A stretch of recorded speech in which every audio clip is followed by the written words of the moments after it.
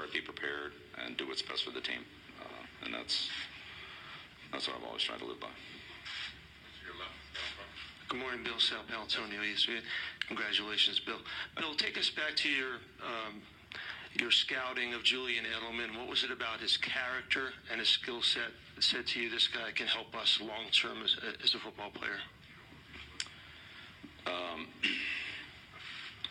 It's kind of interesting. I've got to give Rick Gosselin credit on that one for getting us started. I talked to Rick. As we know, Rick followed the draft very closely, and at one point, he said to me, what you might want to take a look at is this quarterback out of Kent State. I don't think he can play quarterback, but he's a pretty good player. So kind of got going on him a little bit, and we're like, okay, what are we going to do with, what will we do with Julian? Is he a receiver? Is he a punt returner? Is he a defensive back? Is he maybe a guy that just, play multiple positions in the kicking game? So we went out and worked him out. How many times did we work you out? 2? Yeah. So send one coach up there, and I'm like, all right, well, let's send somebody else up there because we weren't really sure what to do with him.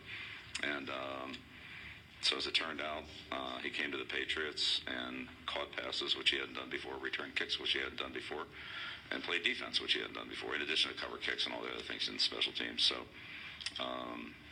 nobody has worked harder in my career than Julian to develop his skills and his craft in a position other than, I would say, Steve Neal, other than Julian, because he really didn't have any background in it.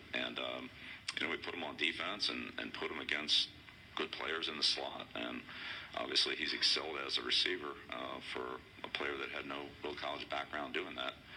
I'd say the game that, and we've talked about this, the game that really impressed me the most in watching Julian was the Ohio State game.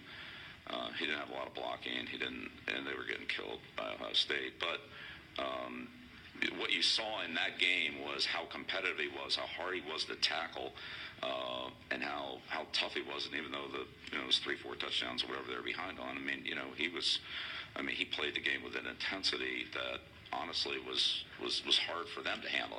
They had a difficult time with him. And so you could see the competitiveness on film and the workouts then.